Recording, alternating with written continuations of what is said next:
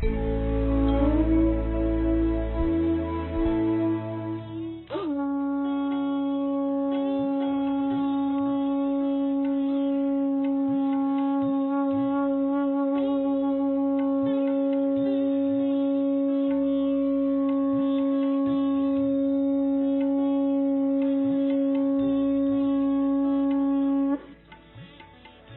રીતે જે શંખ વગાડે એના ફેફસા મજબૂત થાય. પહેલા આપણે શંખ વગાડતા હતા ત્યારે કે આ તો ધાર્મિક ચિહ્ન છે, તો ડોક્ટરોએ આમ કીધું કે આને આમ જે ખીચી શકે 10-20 વાર સતત અને પછી હોલ્ડ કરી શકે, 10-20 વાર સતત આમ કરીએ ને તો જે નબળા ફેફડા હોય ને એ નહીં કરી શકે. આમ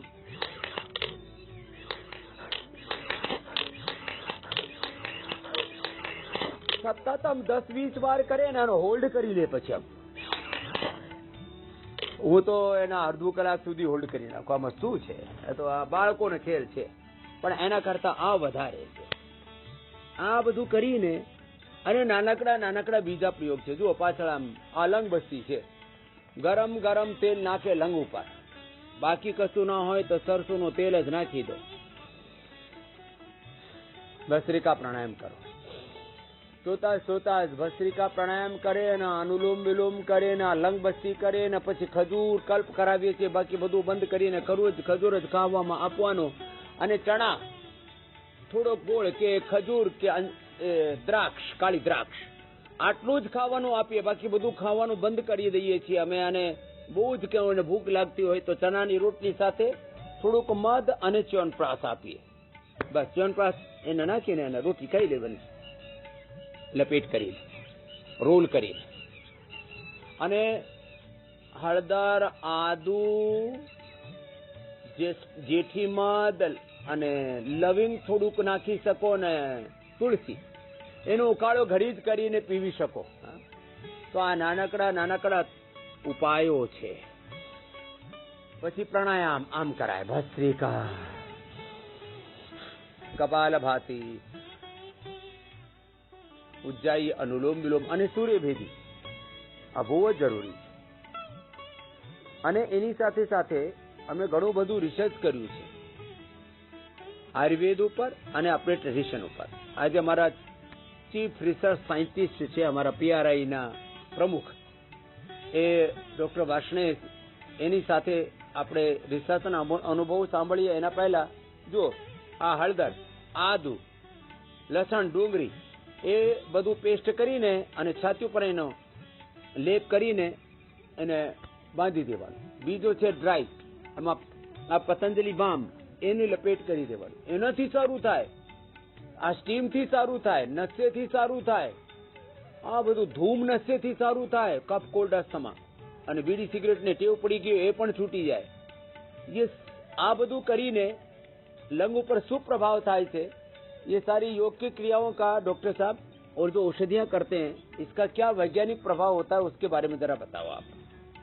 ओम स्वामी जी, तो ये जो हमारी औषधियां हैं जो लंग्स पे इफेक्ट करती हैं, तो मेन फंक्शन जो लंग का है स्वामी जी, वो लंग की इलास्टिसिटी है कि हम कितना हवा भर पाते हैं, और उसकी इलास्टिसिटी को बढ़ाने के लिए योगिक क्रिया का जो प्रभाव है वो तो अच्छे से सबको पता ही है महाराज जी.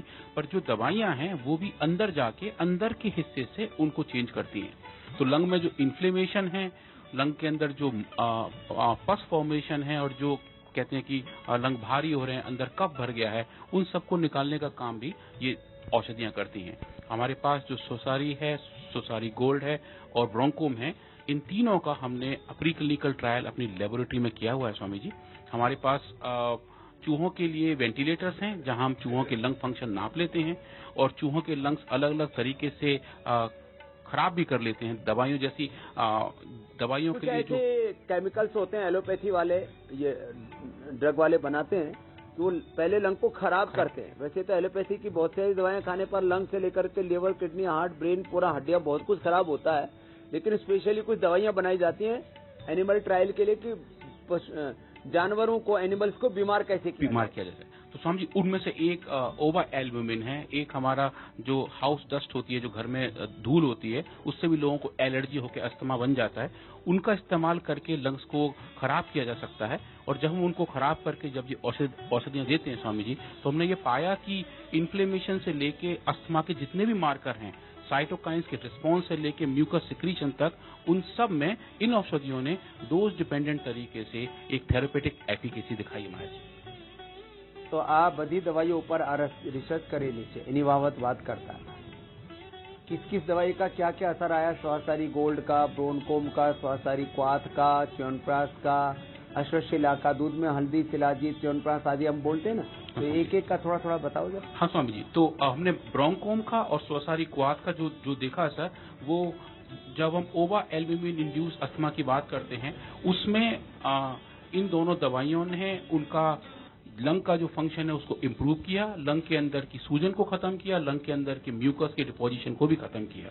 और एक बात जो होती है स्वामी जी, जब ये अस्थमा ज्यादा पुराना हो जाता है तो सांस लेने में थोड़ी दिक्कत आती है, सीना भारी भारी लगता है। उसका कारण यह है कि लंग के अंदर रिमॉडलिंग शुरू हो जाती है। जो हमारे अंदर कोलेजन फाइबर होती है लंग्स के आसपास, वो थोड़े टाइट हो जाते हैं। उसके तो आगे तो लंग फाइब्रोसिस और सर्कोडाइटिस हो जाता है, वो वहां से शुरुआत होती है। तो स्वामी जी उस वाले डिजीज कंडीशन में भी हमने देखा कि स्वासारी गोल्ड ने उस कोलेजन फाइबर के डिपोजिशन को भी कम किया। इसका मतलब जो गहरी सांस लेने से जो अच्छी वाली फीलिंग आनी चाहिए, जो सीना कसा कसा होता है, उसको दूर करने में भी स्वासारी गोल्ड का इस्तेमाल बहुत ही अच्छा रहा स्वामी जी। तो ऐसे चूहे जो गहरी सांस नहीं ले पा रहे थे, जिनका लंग फंक्शन कंप्रोमाइज हो गया था, उनमें हमने देखा कि कोलेजन का डिपोजिशन कम हुआ और उनके लंग फंक्शन इम्प्रूव हो गए।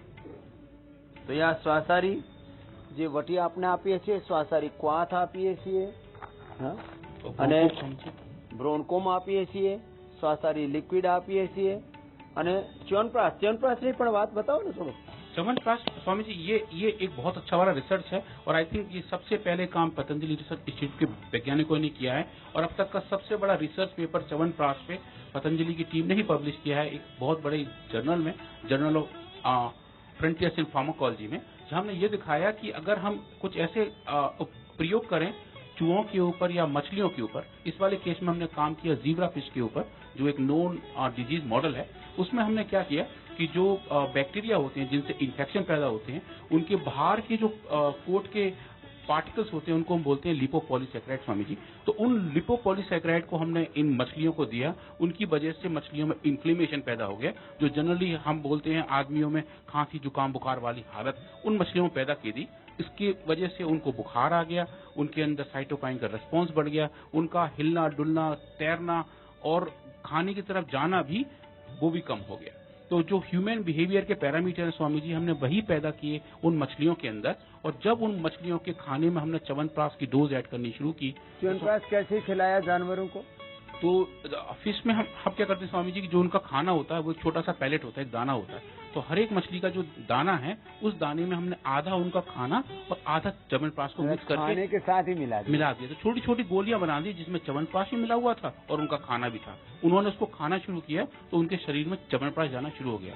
हम समझिए इसमें क्या करते हैं, एक बॉक्स में एक फिश को अकेला रखते हैं और उसकी गिनती के 4 दाने देते हैं ताकि डोज कहीं कम ना हो जाए। जब वो चारों दाने खा लेता है उसके बाद ही अगली फिश उसमें आती है, नहीं तो अगर हम बहुत सारे एक साथ डालेंगे तो हो सकता है डोज में सारी चीजें कंट्रोल एनवायरनमेंट पे होती है, यानी जो पैरामीटर्स हैं किसी के साथ भी कंप्रोमाइज नहीं किया जाता कि ऐसे ही होना चाहिए। डोज भी टाइम भी स्वामी जी, टाइम भी, कितनी बार, 1 बार की 2 बार की कितनी बार दवाई देनी चाहिए, तो ये सारी चीजें जानवरों पर एक कंट्रोल एनवायरनमेंट में हो जाती है, फिर आदमी को देते हैं।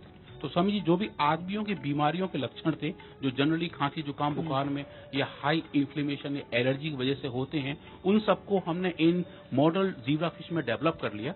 और जब वो डेवलप हो गए और जब हमने इनको च्यवनप्राश देना शुरू किया तो स्वामी जी बहुत ही एक्साइटिंग रिजल्ट्स आए। हमने ये देखा कि वो मछलियां जिनको हमने कम डोज दिया था च्यवनप्राश का, उनकी हालत में कम सुधार हुआ था।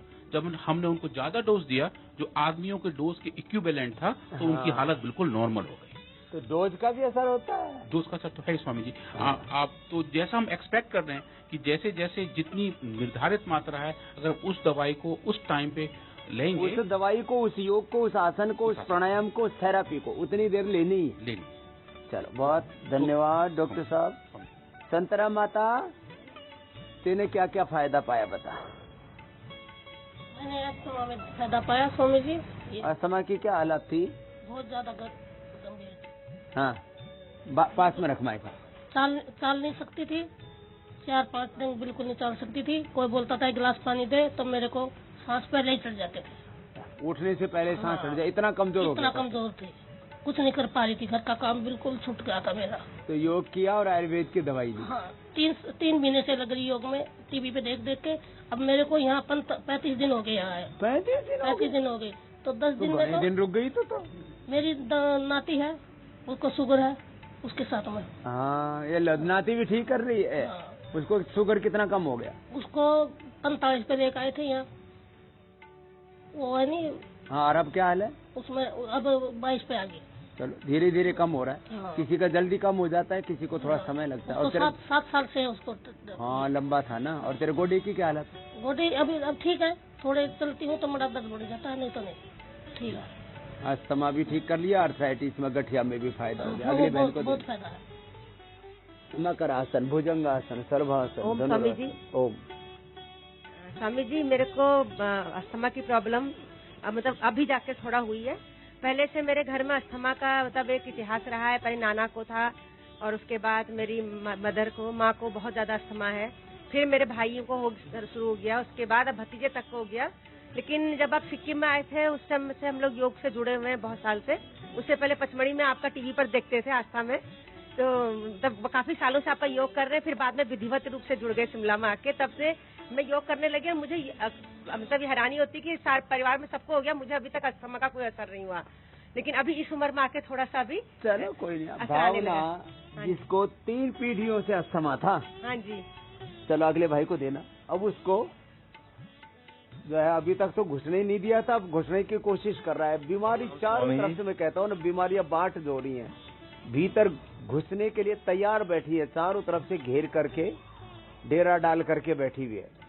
जी मेरे भाई।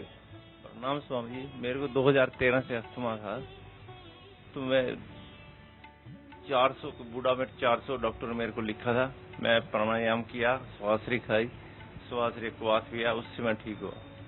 अब तो मैं यहाँ पर अपनी मिसेज के इलाज के लिए आया, तो इसके साथ साथ मैं भी थोड़ा इसके लिए ही मैं ला, कितने साल से था एक कफ कोल्ड अस्थमा?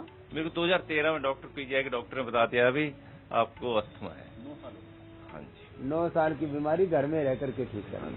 श्वास सारी ले लिया, प्राणायाम कर लिया। अगले भाई को देना। ओम स्वामी जी, कोटि कोटि नमन। प्रणाम। मुझे 3 साल से अस्थमा, मतलब जीना चढ़ते में दौड़ते हम ट्रेन में जा रहा था तो दूसरी तरफ जाना था, एकदम तेज चला तो इतनी सांस फूल गई कि मैं वहीं खड़ा रह गया। सब जांचें करवाई, सब कुछ हुआ, कोई कहे अस्थमा की प्रॉब्लम है, कोई हार्ट की प्रॉब्लम बताए। मैंने 2 साल से अपने आप ही मतलब योग किया, 2 साल से लगातार। हमारे गुना में 18 साल से लगातार अनवरत योग चल रहा है। हाँ। और मैंने 2 साल से अनुलोम विलोम, कपालभाति, भस्त्रिका और उज्जाई और भ्रामरी, ये 4-5 और सूक्ष्म व्यायाम किया। और स्वसारी गोल्ड और स्वसारी प्रवाही तो लगातार मैं रहता ही है मेरे पास। अच्छा। हाँ, और एक खत्म हुई, दूसरी पहले ही ले आता हूँ। और मैं अपनी मिसेज को केवल सिर भारी रहता है, उनको नींद नहीं आती, उसकी वजह से मैं आया हुआ हूँ। अब कुछ नींद आने लगी? अभी गोली खा रही हैं ये साइकोलॉजी वाली, तो अब यहाँ बंद करने के लिए आई है कि आपकी मतलब आशीर्वाद हो जाएगी। सिरोधारा कराएगी, मेधावटी लेगी, थोड़ा नशे कराएगी, अनुलोम विलोम, भ्रामरी ज्यादा करना। भैया कहाँ है भैया? ले, ठीक हो जाएगी। अब ये कोटि कोटि प्रणाम। नींद और डिप्रेशन की दवाई, नशे की दवाई मत खा। अब तू जो मैं बता रहा हूँ बस वो कर। क्या नाम है तेरा? विमला श्रीवास्तव। विमला, तो ठीक हो जाएगी, विमल हो जाएगी। गुरुजी, मुझे कमजोरी बहुत है, थकान नहीं कर पाती, थकान हो जाती है जरा में, और सिर भारी रहता है। ठाड़ी तो है, कमजोरी अंदर से आ रही है, अंदर से ही आ रही है। हाँ, तो उसको स्वर्ण वसंत मालतीय दे देंगे, कमजोरी भी ठीक हो जाएगी। और या थोड़ा सा वसंत को समाकर या कोई इससे या इम्यूनोग्रिड गोल्ड ले लेना। इम्यूनोग्रिड गोल्ड से पूरा अच्छी हो जाएगी। चलो पीछे देना। ये जवान लड़की को भी क्या हो गया था बेटा तेरे को? ओम बाबा जी। बाबा जी, मेरी मम्मी को 4th स्टेज का कैंसर था। हाँ। और मैं अपनी मम्मी को लेकर यहाँ आया था। हाँ। लेकिन बचपन से ही मुझे जुकाम रहता था। थोड़ी भी पोल्यूशन में पहुंचा तो मुझे तुरंत जुकाम हो जाता था। तो मेरे साइनस की ये शिकायत थी, लेकिन यहाँ आके स्टार्टिंग के 7-8 दिन में मैं बिल्कुल ठीक हो गया। लो जी। अपने आप को तो जल्दी ठीक कर लिया। अब थोड़ी माँ की क्या हालत है? कुछ फायदा हो रहा है? जी, मम्मी जी की कंडीशन में सुधार है, जिस कंडीशन में वो आई थी, लेकिन अभी पेन वगैरह है उनके। हाँ, थोड़ा कैंसर बड़ा रोग है ना बेटा? जी, 4th स्टेज का कैंसर है। लेकिन बाबा जी, मैं एक बात और जानना चाहता था। मैं बुलंदशहर से आया हूँ, यूपी के बुलंदशहर से। ये बात एकदम ठीक है जी, वायु प्रदूषण के कारण मेरे साइनस हो जाता है, बहुत परेशान रहता हूँ मैं। तो उसके लिए क्या हरिद्वार में रहने का इरादा? भाई ये तो बात ठीक है। यहाँ का एयर क्वालिटी इंडेक्स बोलते हैं ना, AQI यहाँ 30 से 35 के बीच में रहता है। हमारे कहते हैं स्विट्जरलैंड में 30-32 रहता है। और जब यहाँ बारिश हो जाती है 12 हजार तक माप रखा है। हमारे यहाँ तो नॉर्मली 100, 150, 200 रहता है। और दिवाली के पास 475 तक पहुँच जाता है। हेलो। और यहाँ अभी जैसे सर्दियां हैं, बरसात हो जाती है, ओस पड़ जाती है, सारा पोल्यूशन और नीचे बैठ जाता है, क्योंकि ये हवा तो कहीं से भी उड़ के आ जाती है ना, इधर उधर से। जैसे रियल जो यहाँ का है वो सच कह रहे थे हमारे अनुराग वार्ष्णेय जी, यहाँ 12, 15, 20 तक रहता है। बेटा कोई बात नहीं, आप घर में पेड़ पाड़ लगाओ थोड़े बहुत। जी बाबा जी। फ्लैट में रहते हो कि? जी नहीं, खुला घर है। और थोड़ा हवन कर लिया करो। और मैं इस जुकाम से इतना परेशान था कि घर में गाय है, मुझे मठा बहुत ज्यादा पसंद है। हाँ। लेकिन मैंने 1 साल तक मठा नहीं पी। मैंने कैसे मठा पीते हो? गट्ठा बैठ जाता। जी। लेकिन यहाँ आके मैं 7-8 दिन में बिल्कुल ठीक हो गया हूँ। और अब जाकर बहुत मठा पीऊंगा। हाँ ये है। जी योगेश भाई, क्या नाम बेटा आपका? नाम क्या है? जी, मेरा नाम दिग्विजय राजौरा। दिग्विजय, तो दिग्विजय हो जाएगी तुम। चलो, सारी दिशाओं पर विजय करे वो दिग्विजय। हाँ बाबू जी, दिल्ली में रहता हूँ मैं, तो दिल्ली का तो माहौल। चलो भस्त्रिका, कपालभाति, अनुलोम विलोम करो। तो मेरे को बचपन से ही खांसी और जुकाम बहुत ज्यादा रहता था। साल में कम से कम 2 महीने तो मेरा ऐसा होता था, 2 बार, कि बुरी हालत हो जाती थी। तो बस मैंने अनुलोम विलोम, कपालभाति, भस्त्रिका, यही प्राणायाम किया और मेरी पूरी समस्या बिल्कुल ठीक है। अब बिल्कुल किसी भी तरह की कोई समस्या, अब जबकि दिल्ली में अभी भी मैं हूँ, परंतु क्योंकि रेगुलर करता हूँ तो ये समस्या बिल्कुल नहीं रहती। हाँ, अब बाहर को तो नहीं बदल सकते परिस्थितियों के, तो अपने आप ही को बदल लो। चल आगे देना। ओम बाबा जी। ओम। मैं राजस्थान सीकर से आया हूँ। बाबा जी, मेरे को पिछले 5-6 साल से साइनस की प्रॉब्लम थी। मैंने आर्मी में काफी दवाएं ली, एलोपैथी की दवाएं खा खा के मैं परेशान हो गया, कुछ नहीं हुआ। पिछले 2 साल से मैंने योग करना शुरू किया, अणु तेल डालना शुरू किया, भस्त्रिका, कपालभाति किया मैंने खूब। तो अभी मैं फिर यहाँ पे आया 7 दिन का बुकिंग करके, थोड़ा बहुत बचा हुआ था वो यहाँ पे बिल्कुल सही हो गया। पहले रबड़ ने तीर करता था तो रबड़ जाता ही नहीं था। अभी 2 दिन से मेरे नाक में, दोनों नाकों में आराम से रबड़ जाने लग गया और जलने में पूरा अच्छी तरह से पानी आने लग गया। अब आर्मी में जाकर के भी फिट रहेगा। जी सर। अब दवाइयाँ तो फ्री की मिलती है आर्मी में, लेकिन वो फेफड़ा तो कोई नहीं दे सकता ना। और ये मेरी बच्ची, इसको भी सेम प्रॉब्लम, और मेरी वाइफ बैठी है पीछे, उसको भी सेम प्रॉब्लम। अच्छा, सबको ये सेम प्रॉब्लम, फेफड़ा कमजोर था। जी सर। क्या नाम है गुड़िया का? क्या नाम बाबू? जयश्री। जयश्री, अब आपको कैसा लग रहा है? ठीक लग रहा है मुझे। पहले मुझे रात को बिल्कुल भी नींद नहीं आती थी, सुबह भी सांस नहीं ले पाती थी। अब बिल्कुल ठीक हो गई मैं। हाँ भाई, जयश्री तो जय पाली भाई। अब आगे देना भैया। ओम जी स्वामी जी, राजेश अग्रवाल वाराणसी से। आशीर्वाद भाई। मुझे सांस की प्रॉब्लम थी, तो मैंने प्राणायाम सारे किए और उससे मुझे पूरी तरह से 100% लाभ हो गया है। ये किसी के फेफड़े ही कमजोर होते हैं। अब इसके बेटे को भी लंग बस्ती आज करवा रहे थे जी। अब ये भी योग करके मस्त है, नहीं तो ये रजत को भी काफी आराम हो गया है पूरी तरह से, उसको भी साइनस की प्रॉब्लम थी जी। इसको देना पीछे बहन जी को। कपालभाति करो, अनुलोम विलोम। ओम स्वामी जी, मेरे को सीवियर साइनस प्रॉब्लम थी और बहुत मैंने दवाइयाँ ली, मैंने ऑपरेशन भी करवाया। मैंने बेस हॉस्पिटल में, हम आर्मी से रिलेटेड हैं, बेस हॉस्पिटल में मेरा एक नाक का ऑपरेशन हुआ, पर मेरा बढ़ा पर घटा नहीं। फिर मैंने प्राणायाम शुरू किया और कपाल भाती, अनुलोम विलोम। तो मेरी ये जो नाक में जो सूत्र लेती है, जल लेती है, बिल्कुल नहीं होती थी मेरे, ब्लॉक हो जाता था नाक। एक नाक ब्लॉक रहता है, एक खुला रहता है। तो अब यहाँ 5-7 दिन हुए हमें आए, तो मैंने एक नाक से दूसरे नाक से ब्लॉक खुलवाया और वो सूत्र लेती गले में पूरी आ रही है और जल लेती भी अच्छे से हो रही है। मगर मुझे छींक नहीं आती, ना अभी आ रही है, ना मुझे पहले आती थी। ये मेरे को है, छींक बिल्कुल नहीं आती, तब की ब्लॉक खुल गया मेरा। तो छींक नहीं आती तो कोई बात नहीं, छींकने के लिए और मैंने सौसारी गोल्ड, सौसारी वटी, लक्ष्मी विलास, आप ये रीठे का पानी डालना, रीठे का पानी। और रीठे का पानी डालते पड़ोसी को भी छींक आएगी। अच्छा। मुझे स्वामी जी कितने साल हो गए, मेरे को छींक नहीं आती बिल्कुल भी। अगर मैंने तिनका दिया तो आ जाएगी, एक बार आ जाएगी, दोबारा तिनका दिया दूसरी नहीं आएगी। बताओ ऐसा।